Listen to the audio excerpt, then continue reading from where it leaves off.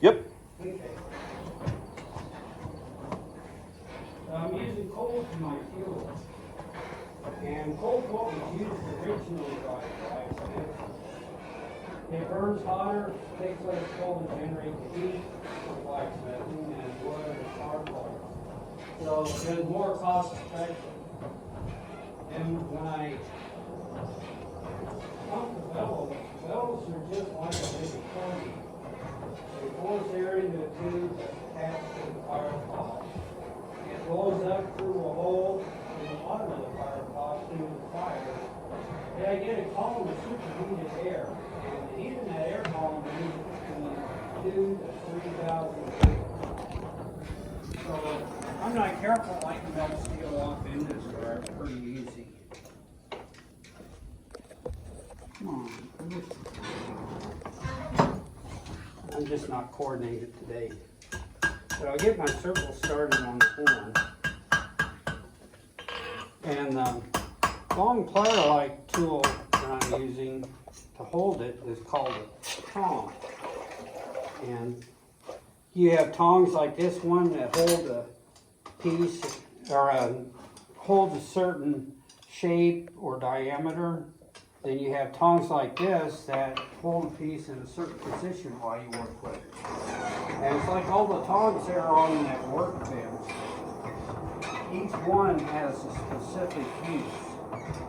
So if you needed a special tool but didn't have it, the blacksmith had the ability to make it.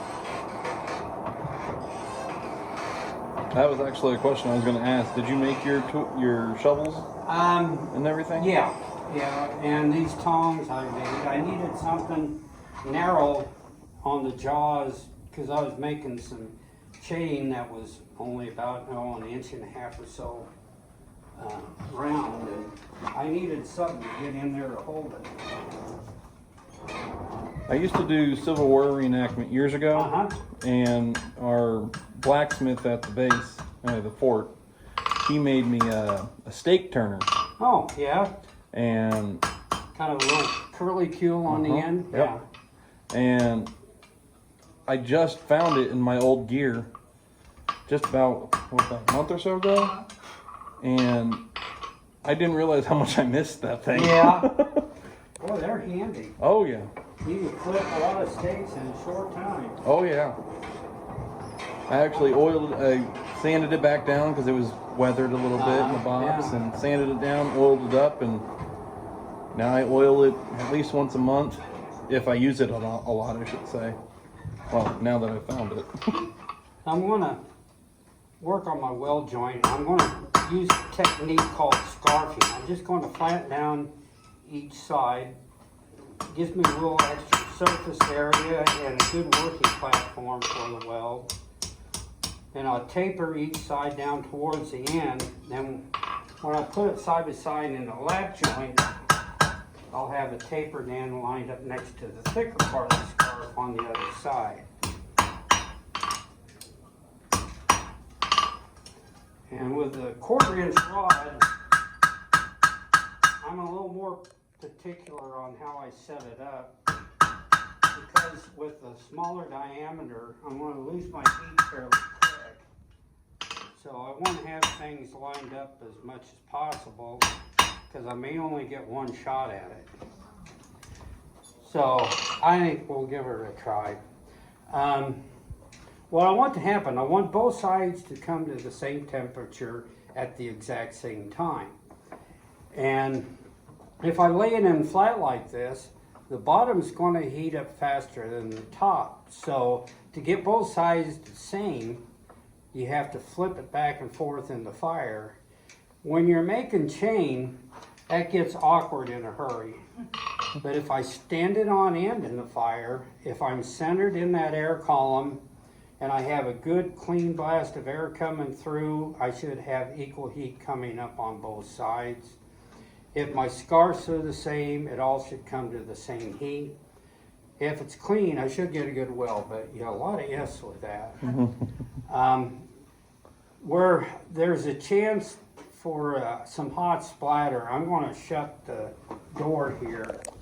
I don't want to get anybody burned. I'll lose more audience that way.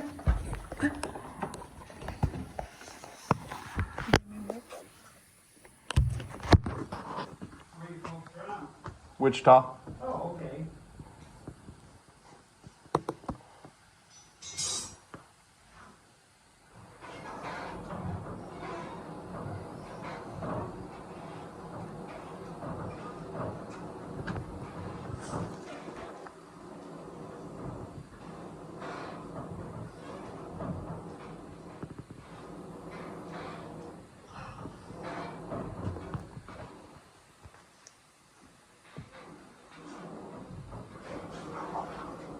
Yeah, you won't be watching for sparks coming out of the fire. They'll start with little pinpoints. When they grow to full-size starter steady, then I know that welding heat is ready as well. But when it comes out, it should be white hot, sparklers are coming off of it. Then when I hit it, it's at the right temperature, the spark will fly.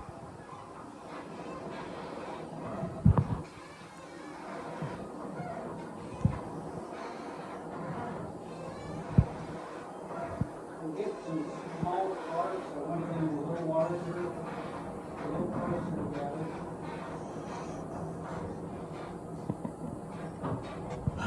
Oh, wow.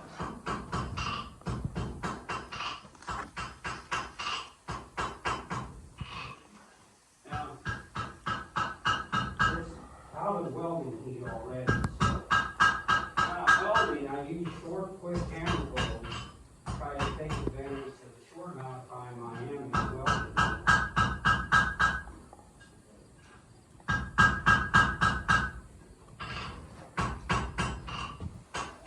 Now I can round it out. I want to heat up the whole ring again. And I use the horn to round the ring. The horn is tapered. So I'll round one side and turn it over and do the same on the other, and hopefully I'll get it